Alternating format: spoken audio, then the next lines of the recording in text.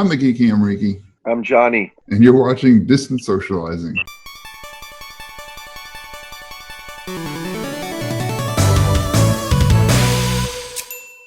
I'm Jawnee Danger. I am a musician.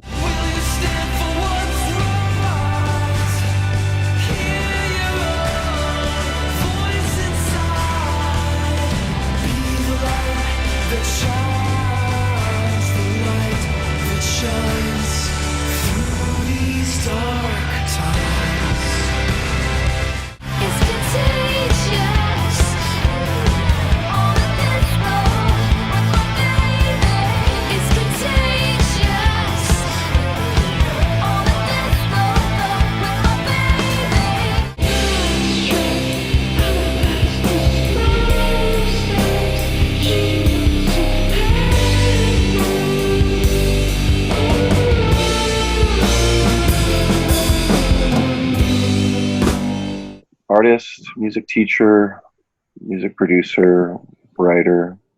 I live in Los Angeles and Humboldt County, Arcata. What else do I do? That's about what I do. That's what I do, and that's how I live. I work with kids. I teach kids music. I like to travel. I like to make connections with people. Yeah, man. I think that's doing enough as it is, because you're like, oh, that's all I do. It's kind of a lot. Yeah. We've known each other 14 years. We met through MySpace. You guys liked my music, and then I liked yours, and then we started talking. And then once I got to Kuwait and started doing the paintball thing, you guys kind of became our unofficial, well, actually, it was basically official, our theme music. Whenever we were practicing, and the stuff in our videos and everything else was you guys' music. I was always a big fan, and at the time, you guys just had like demos on your MySpace, but I really dug them. And then you guys kind of hit big, and you're still rocking it out in California, which is pretty cool. The thing that I always liked about you, to me, you're like an alien, all right? You came down in like the 60s and the 70s, and you observed Earth, and you took our culture and stuff, right? You went back and you taught your planet what it's about, and you came back and you brought like all this calming Zen stuff. So you have all this stuff from the past, like you remind me of like Led Zeppelin and that type of thing. But then at the same time, you have all this futuristic stuff that you do, and then you talk about. You're like the most relaxed, calming person that I know. No matter what happens, you always have like a really chill vibe. So how has that helped you during this time of Corona? Well, I mean, I've been very fortunate to have a lot of great family and friends and a great circuit of people to support. Corona has been really interesting to me because as an artist, this is kind of what we want, is to just not have to work and just zero in on our art, have periods of really self-reflection and going into self. And with the way we make music these days, make albums all by ourselves. In a sense, this was a great blessing because I don't have to work. I'm collecting unemployment. I'm just waking up in the morning, exercising, cooking, and working on my art, doing my albums. A lot of my friends, or some people say, well, what's the point of doing anything? Because, the music industry's fucked. This is fucked. This is done. This is done. This is done. Well, I never became a musician to make money. I mean, yeah. I think it's one of the funniest things is meeting people like, yeah, man, I'm getting a musician game. I'm going to make $1 million.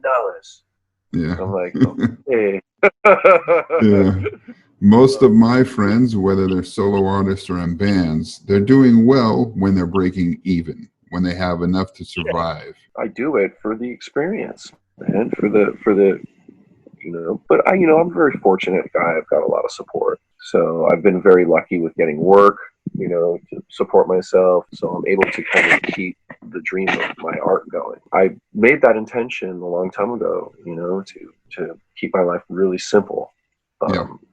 I get too crazy with, the American dream, trying to pursue materialism. I've just seen how as people get older and start to become successful financially and own a lot of things, that the things end up owning them, Sure. And I just was too sensitive about my freedom. Hold on, you're breaking up a lot. It was glitching out. Yeah, the internet's pretty whatever here. Oh, I'm just, I've been going through a hard time, just change in my life right now, and I'm here in Arcata, Humboldt. My folks just kind of calming down, and it is so nice. I've been sleeping in a hot house, like a small greenhouse, out in the garden, and it's just it's been so amazing to just get up with the sun, and in LA I was just like going to sleep 3 in the morning, waking up at 11, 12 or whatever, and staying in the studios till like 2 in the morning, and it's great. I love it, but it's nice to change it up, come here and do something different, live a different kind of lifestyle. And I've just been writing. I've had my little old computer. I've just been writing new music. And one of my old bands, Woven, the members of the Woven band have been getting back together. And we've been writing via internet.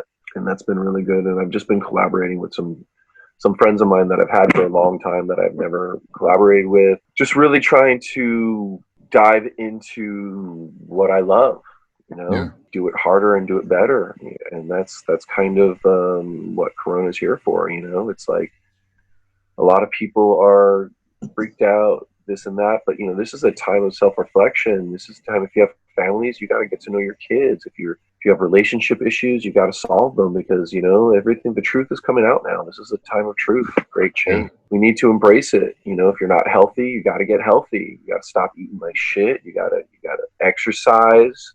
Got to get a positive mental attitude to adjust to what's going on. You got to make peace with death on a spiritual level, so that if it comes for you sooner than you thought, you're going to be, you're not going to fight it. I don't know, man. Give thanks, gratitude for what we got.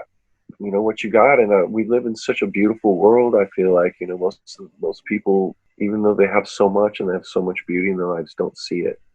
And I tell my friends all the time, and living in LA, and most of my friends living in America, it's like, you guys got it made, You guys give thanks for what you have, and take the power of that gratitude and resonate it and uplift the world, uplift the people around you. And that's kind of what I love to do. That's why I love performing. That's why I love working with children. I do storytelling for kids. And when I'm here in Humboldt, it's beautiful. I'm surrounded by redwoods and a bay. I just walk out and I see the Arcata fog coming in over just a wall of redwoods, like a mountain of redwoods in front of me. And that's just, I just get inspired. Just watching the world go by, looking at the animals and the deer and just observing nature is very intriguing, and we've been so used to everything, all the media coming on phones and TVs, and even just being a musician. Everything's so stimulating, and just insane, like fast, and it's nice to just be able to just slow down, breathe, and just be, and just look at something very beautiful and let it cradle you. I'm sure you experienced it with the desert, another beautiful, beautiful place to self-reflect and to kind of go into an inspirational place. Yeah, I don't know if you remember, but there was that picture that a friend of mine took of me sitting on the top of that up-armored Humvee in Kuwait, and as far as you could see in the picture, it's just desert, and that's it. We were out there like scouting locations for our driving course. We just got to the top of that dune, and I was like, man, let's just chill here for a bit. Super nice, man. Just sit there and veg out and just look at stuff and think. Ever since then, man, like I just look at things differently a lot. And I've been saying to a lot of my friends that this thing with Corona needed to happen. Yeah, for a lot of reasons. On a global scale, it needed to happen to let everybody wake up to the threat of biological virus, bacteria, all that kind of stuff, especially with global warming. And it shows like how ill prepared all the governments were, the medical community, everything else. And it's good that it happened with Corona and not something more. I mean, obviously Corona is serious, but it's not as fatal as something like Ebola. And not only is it helping the world get their crap together when it comes to the government and the medical field and everything else, but it's making people look at how they treat their employees, how their work is done. It's making people on an individual level look at like what they have, what they don't have, for me, nothing really changed work-wise because I do most of my work at home, whether it be editing or the YouTube show. But I know there's a lot of other people who've been like pretty adversely affected. But again, that needed to happen too, show how bad and how far behind, especially like in America, the workforce is and the way that things are done. And I mean, you see it's still really bad there, at least from what we see in the news over here, you know, like the uptick in the deaths and everything else. And then you have BLM stuff, and then you have all this government corruption, and then the federal troops going in, and it's crazy, dude. I mean, I've been talking about this stuff for 15 years, 20 years. I mean, everything that's going on, we've been talking about for a long time. I have been heavily aware of politics since I was a kid because I come from a very intense political family, politically aware family, I should say, not political or politicians. My grandmother and father were just very heavily into politics, into, you know, social awareness. My grandmother was she used to help people all the time, give people money. She was very giving to the poor, you know, and just was part of a lot of social justice programs. And my dad used to run a radio show about education on nuclear weapons, and used to march, you know, used to take demonstrations against anti-Russian sentiment in the 80s, because, you know, there was all that making Russia the bad guy in order to funnel money for, you know, to the army. You know, my grandmother was always into helping the homeless, and, you know, I was always part of environmental organizations trying to, you know, plant more trees or raise awareness about racism in corporations and unfairness. It's just social justice. You know, social justice is a big part of my culture, and it's a big part of what it meant for me to be who I am, you know. And a lot of the stuff that they've been talking about, that they're finally talking about, we've been talking about for so long. The whole role of government and the whole way our government was run has been fucked up since the beginning, you know. And now people are saying, oh, Trump's the worst president we ever had. I always tell people, I don't think he's the worst president. I actually think he's the greatest president we've ever had, because he's unveiling the truth about what's going on. Every president, something so outlandishly wrong against the people that, you know what I mean? It's like, just study the U.S. history of foreign policy around the world. How we atrocious. Ruin the world, pretty much. Us in the UK. I'm not saying I hate America. I grew up. I love people. You know, I love equality. I love to spread wealth in the heart. I mean, education and how to. And now what's interesting is those things are going to become important. Like, I really feel like learning how to come up with sustainable systems for food and water. And these are going to be really important issues now, because communities are going to have to be smaller in order to keep the virus away. You know what I mean? Cities aren't going to be very good anymore, you know, especially if they can work from home. You know, they don't need to be in San Francisco.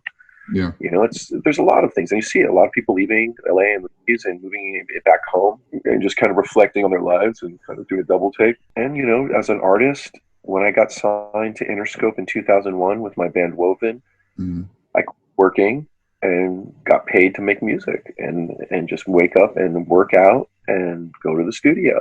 And that's exactly what I'm doing now.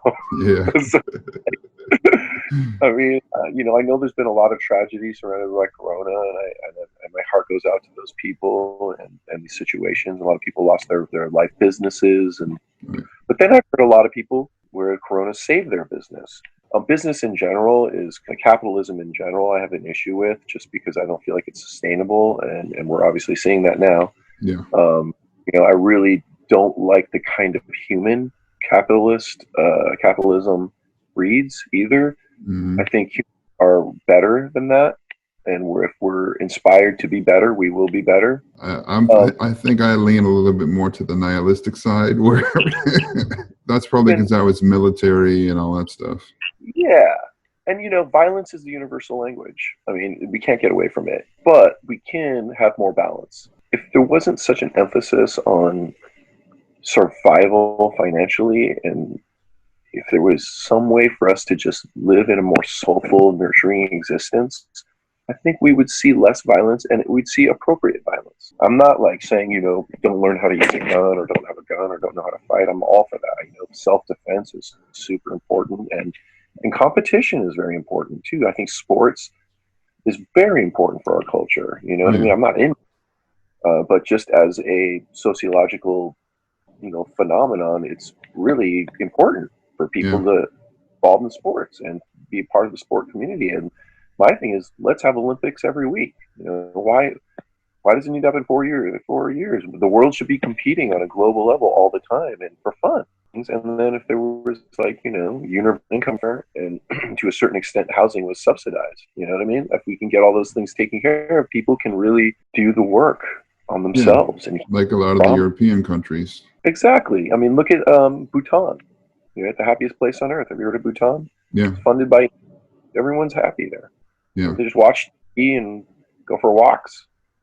They have no aspirations to do anything crazy or be something. They're just happy. And why not? Why can't the world be that way? Because there's always going to be pundits and people who skew things to a certain perspective using money and lobbyists and everything else. And then you have a lot of people who buy into it. They don't try to research or anything, especially when it comes people in the States. Like, it's willful ignorance a lot of times. And to me, that's really frustrating. Now, I think because of Trump, police brutality and everything else, people are waking up to it more. And they're finally like saying, oh, wait a second, maybe we're not the best at everything. Yeah, I mean, exactly. This needed to happen. I mean, I have friends who said they would never have gotten into politics if it wasn't for Trump. Now they're making phone calls trying to get these ethical politicians, into the system, which is a whole another thing. But I just think the system needs to be completely changed. Oh, yeah. College is based off, you go from electoral college to what you just said, lobbying. How can we even work in a system like that? I mean, every time we use the system, we're saying it's okay. We're saying yes to racism and yes to lesser than, to these people. By using the system, by voting, you're saying electoral college. I promote the electoral college by voting. And that's if you are able to vote, because they do so much stuff to keep people, especially the lower income people, from being able to vote, whether it be not making it a national holiday, which it should be, right.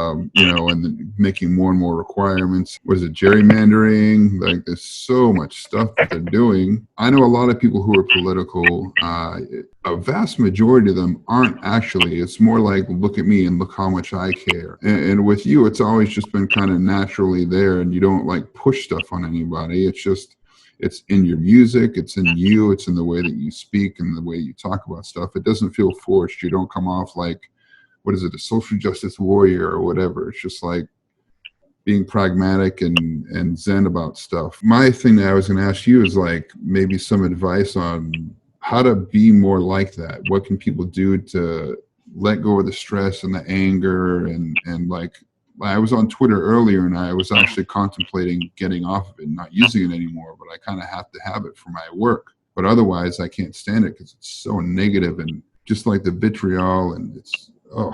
The first lesson is fucking don't do so much of those things that are depressing you. Like, get off Twitter. Like, just if you need to use Twitter, set a 1 hour a day limit or 10 minutes a day or whatever. If you have to check it throughout the day, you're only allowed to get on it for 10 minutes an hour. Systems are really important. I mean, discipline is very important.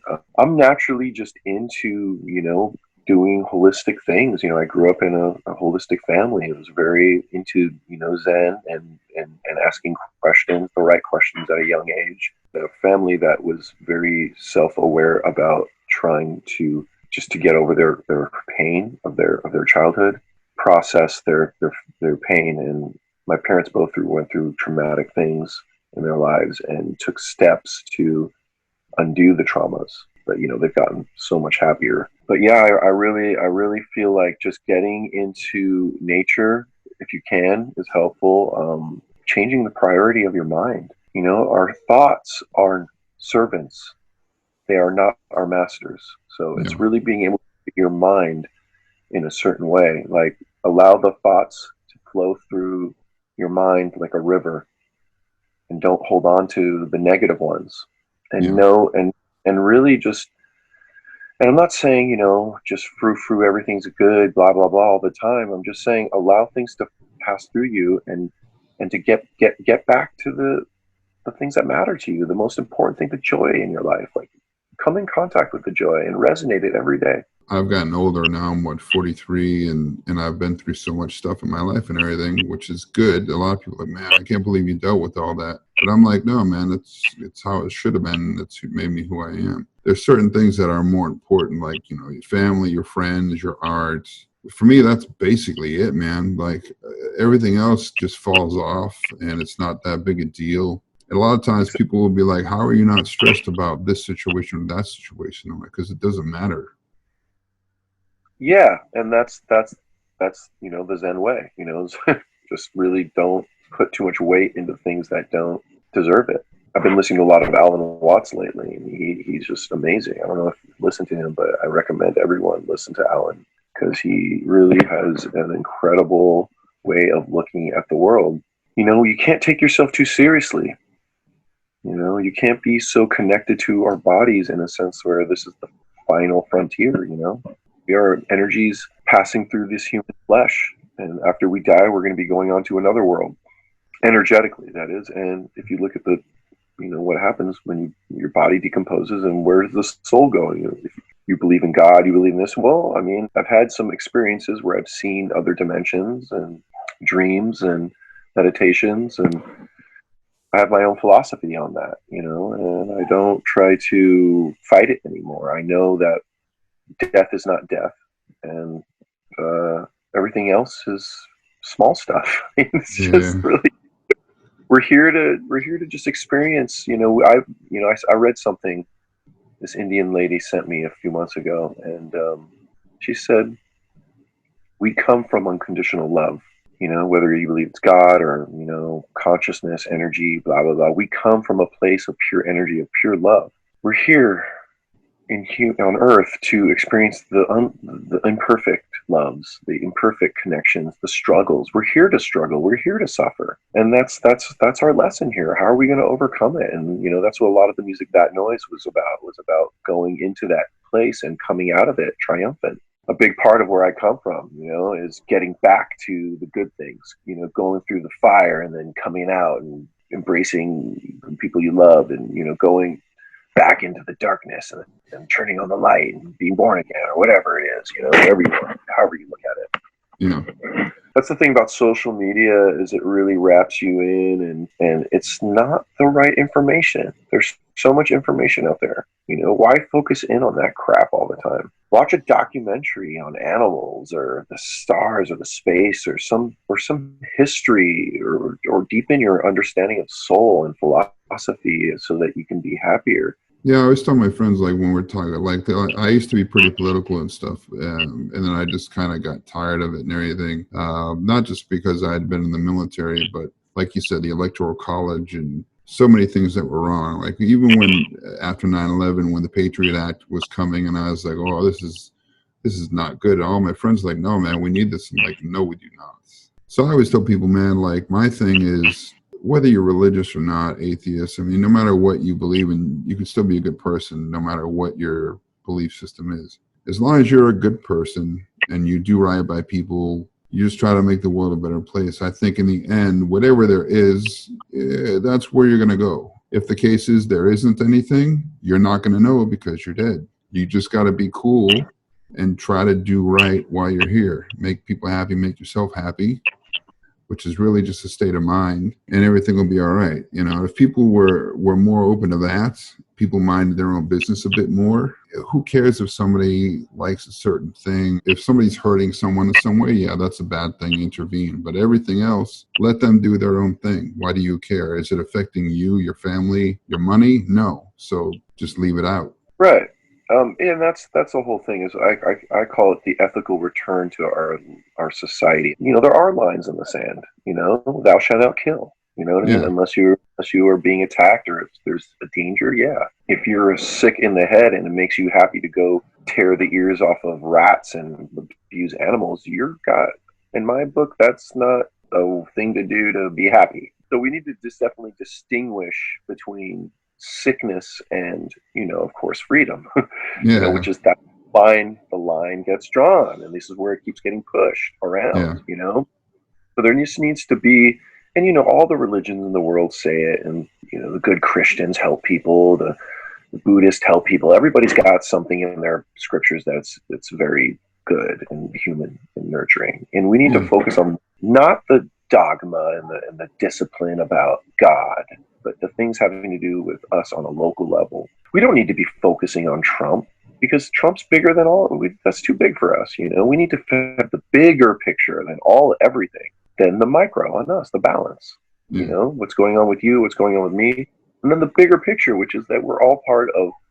We all come from unconditional love, and we're here to experience this imperfect experience here on Earth. And we don't have much time, and you know, what do you want to do with that? Let's have some fun. You know, Yeah. let's dance in the streets. Let's dance.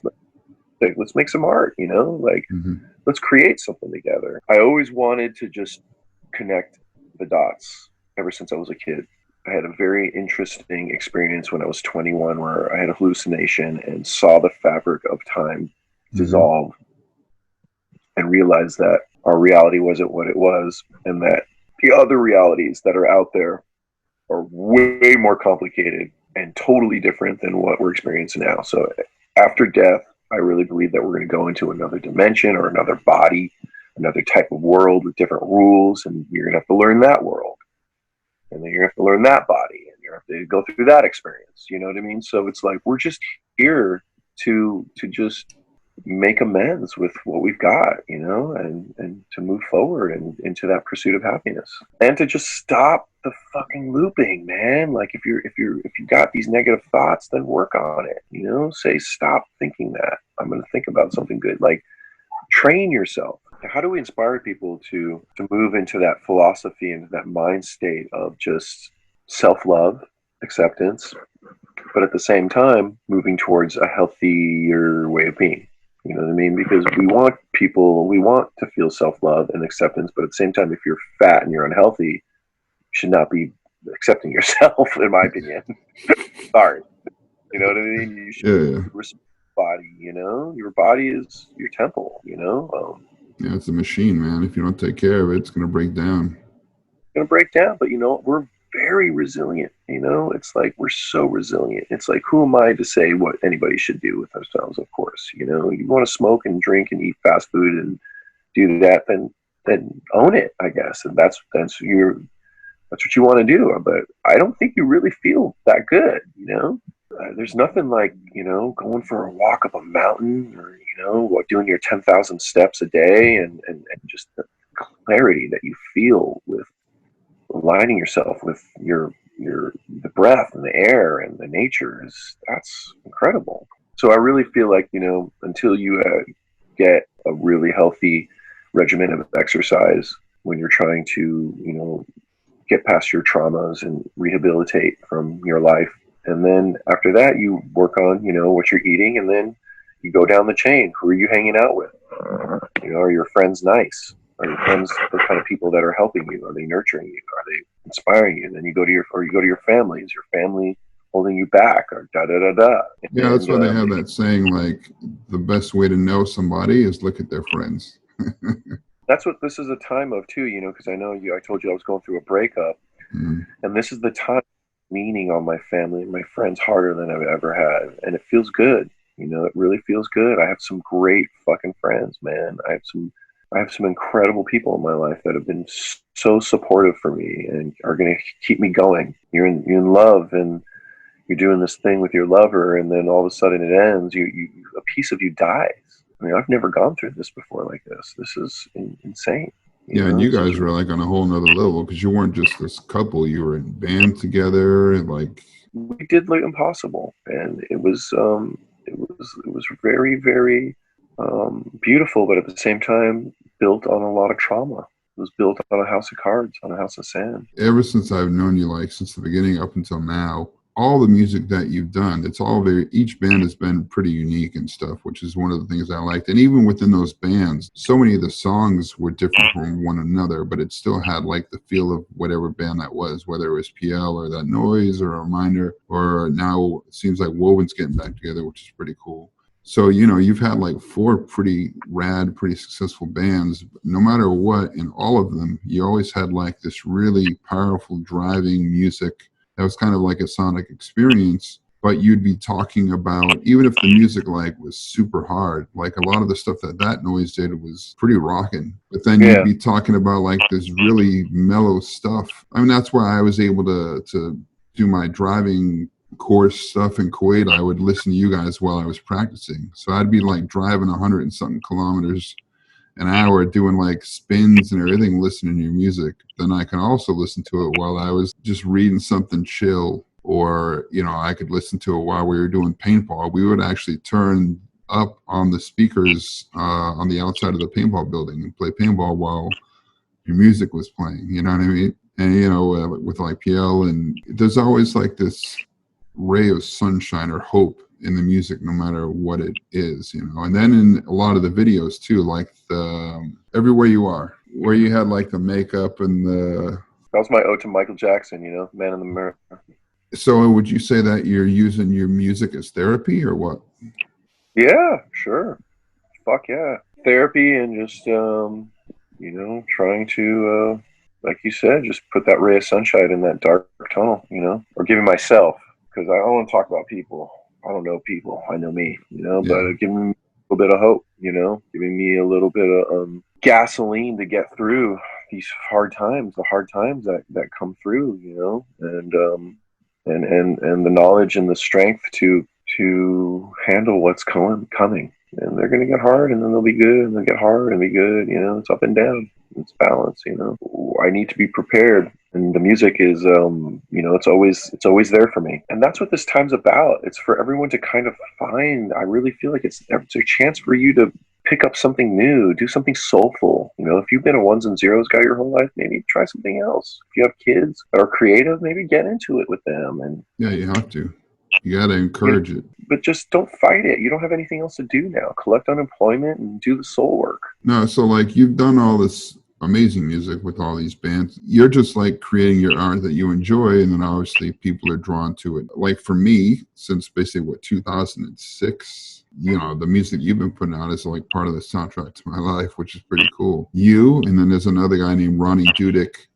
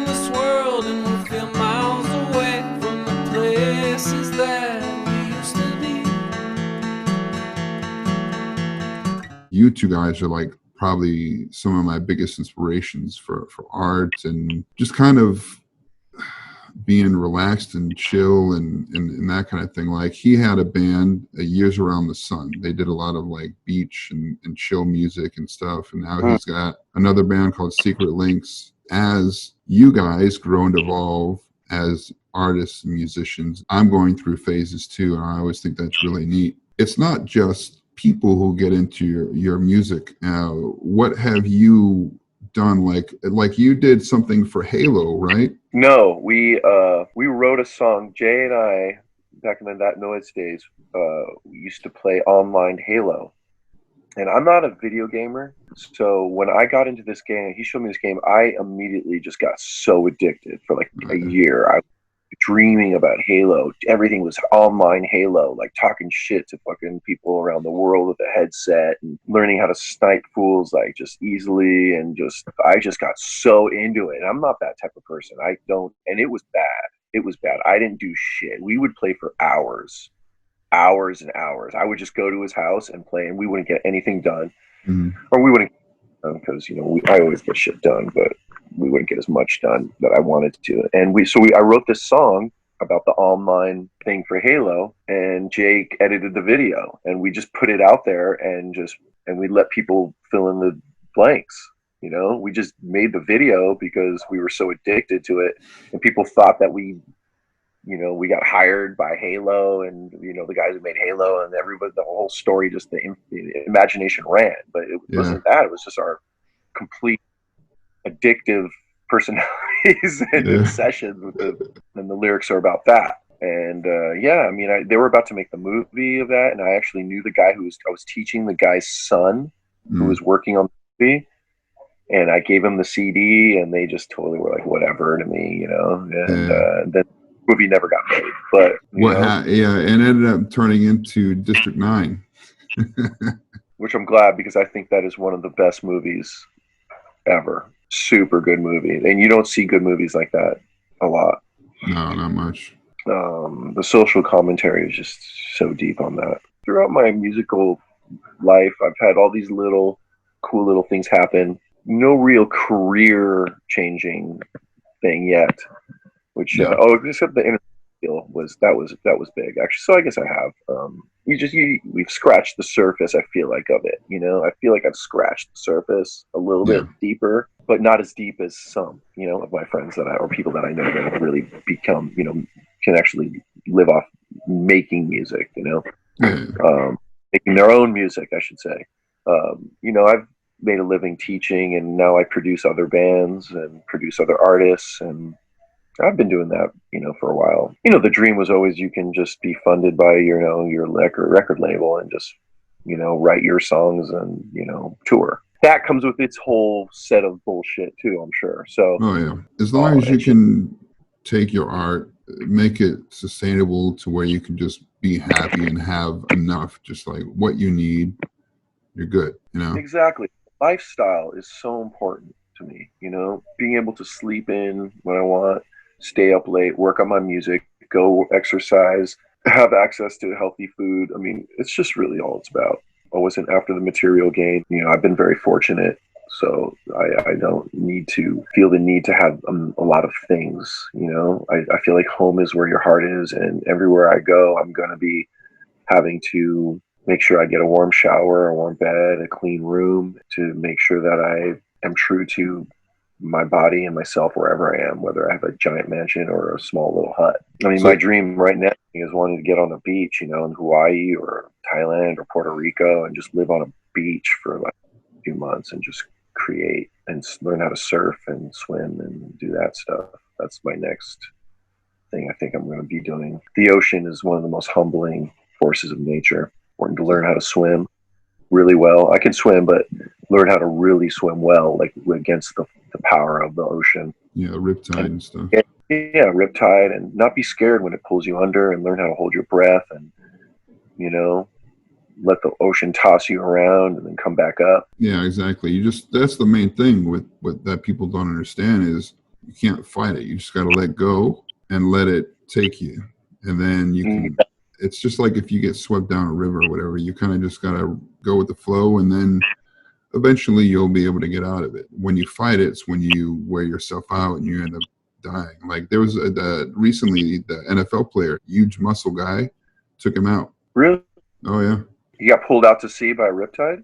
Yeah, he fought it and everything. And I mean, this is like, the peak physical condition, but again, he didn't know what to do. And man, it took him out. He drowned. What are you supposed to do? Just let it pull you out, or go against it? You don't go against it, you got an angle. You kind of just like try to stay above the surface. You don't like sit there and wear yourself out and everything. Like 2 years ago, I almost drowned because I got pulled into this current in the Persian Gulf, like right outside of Doha. I jumped off this boat and I was swimming to this little island, and I didn't realize that the current was so strong and it comes around the island, and it started pushing me in, and I was too far from the big boat for them to come help me. A jet ski did come by and a speedboat, and both of them I was like waving to please come help me, but they thought I was saying hi and they just kept going. And so I kind of had to flow with the current and like let it push me and then work my way up little by little. And I still, even doing that, I almost drowned. And like right as I finally just like ran out of energy and went under, my foot barely hit the sand, and I was like, oh, I've got a chance. And then like I made it up to shore, and I just collapsed, and I lay there for like 30 minutes. And when I collapsed, I landed on all these like rocks and seashells and cut my back up. I didn't care because I'm like, man, I'm not dead. This is great.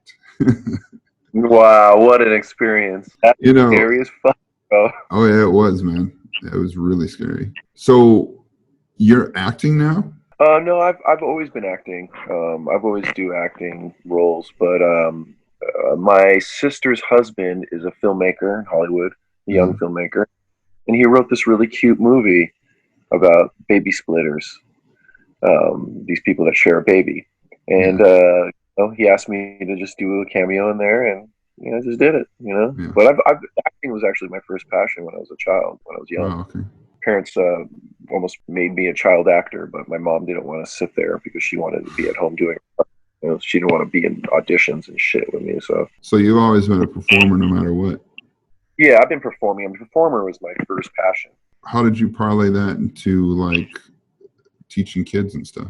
Well, a lot of what I do with the kids is I teach a music class a small music class called Rockstar. It's just you teach kids how to play the rock instruments. And, keeping control of a class is often like keeping control of an audience. I just have to put on a character and entertain the kids, make them laugh. And that's how the kids pay attention to me. So I got really good at it. And I do a storytelling class where I tell stories for like an hour.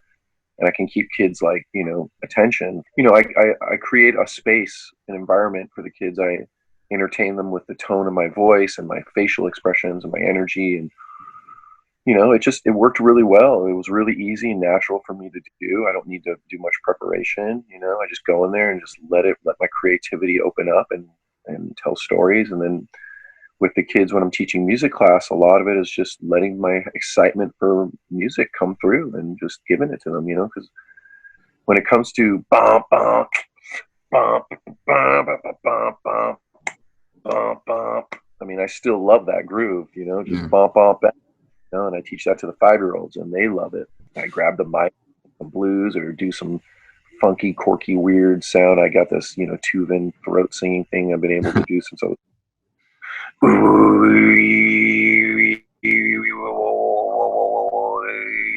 that shit, or my trumpet, all the stuff kids love. So you're like a cross between Steve from Blue's Clues and Jack Black from School of Rock. Yeah, sure, exactly. So I it was really easy for me to do. That's the reason why I did it, is because I've never been into pushing myself too hard to the point where it just didn't feel right. I've always had a little bit of ADD, I think. You know what I mean? I'm an audio learner. I don't enjoy reading. I always learn more from listening to people, which is an old school kind of tribal, I think, mentality. I'm a tribal. I have a tribal spirit. I like to listen, and I like teachers that I can listen to, and mentors that inspire me with their character and their tone. Opening up a book and reading a bunch of shit doesn't do the same thing unless I have the teacher there to contextualize what I'm reading. You know what I mean? So I can hear the teacher's voice when I'm reading it, the inspiration. So that took me a long time to accept, I think, because I've come from a family of intellectuals, and a lot of my friends are very intellectual and very intelligent, very into reading. Of course, I probably should do more of it, but I'm so into experiencing the moment and myself that it was just so much passion for it, that I just was undeniable. I just had to kind of explore it. So what do you got going on for like current or upcoming projects? Well, I'm going to be producing when I get back to LA, I've got 3 people in the pipeline that I'm going to be working with. I'm working with the KME Project, solo singer, Selling LA, kind of alternative rock group. And then this guy, just random guy, this guy Lynn's hiring me to co-write a song with him. Just little other collabs in LA. And then A Reminder is going to stepping up its game now that PL's kind of on the back burner, I guess. We just made a live album, and we have videos for each song, 10 videos. So we're going to be focusing on that. I'm focusing on doing the writing with Woven, and then, a bunch of cool little projects with different female singers around the world. Just keep on doing that, and then maybe do some teaching when I get back, or, if this virus thing keeps getting worse or keeps getting out of control, I might just stay on Humboldt for a little bit longer. It will. It's going to stay like this for a while. Yeah, so I'm Especially probably with gonna. it being made in this whole political thing, if you're wearing a mask or not, it's just it's insane. It'll get worse before it gets better. Hopefully, there won't be another virus that comes in that's even worse, but probably will. There So. will eventually. There's going to be every 5-10 years there'll be something. So if we're not gone from the face of the earth, what are your goals and dreams? Still, I mean, I still want to travel the world and see, different people and play music in different parts of the world. I mean, that's my main thing. I would love to go to where you are. I want to go wherever there's people who will receive me, pretty much. I want to go to the beautiful places and meet the nice people and play music and dance and maybe hang out, tell some stories to the kids and see the smiling faces and rock stages and dance on the beaches. Let everybody know where they can check out you, your music, the different bands, whatever you want them to see or know about you. Where can they go? Jawnee Danger on Instagram. That's JAWNEE Danger, DANGER. My bands, if you check out A Reminder Music on YouTube or Facebook, and then PIEL Music, PL Music, on YouTube, Facebook, Instagram. And the new Woven stuff will be coming out soon, but if you check out Woven Music, that's stuff from a long time ago. You can check that out. That stuff's still dope though. Woven is super good. Yeah, Woven's so much love in that. Yeah. And then there's of course That Noise Music, which was another band of mine, and those are my main projects I have. I have, of course, a lot of other stuff that I'm doing, but it's not ready to be viewed. Yeah, yeah. But those are the projects that you can check out now, the things that I've done, and a lot of video content. And all the people that I've worked with are incredibly talented, so you can go down the rabbit hole and check out their music and just enjoy and share, and hopefully it inspires you. And you get inspired, send me your stuff. I want to hear it. All right, man. Well, thanks for having me. I know it's like super early there because the No time problem. difference. It was great to talk to you. Thank you. Yeah, you too, man. All right, man. One love.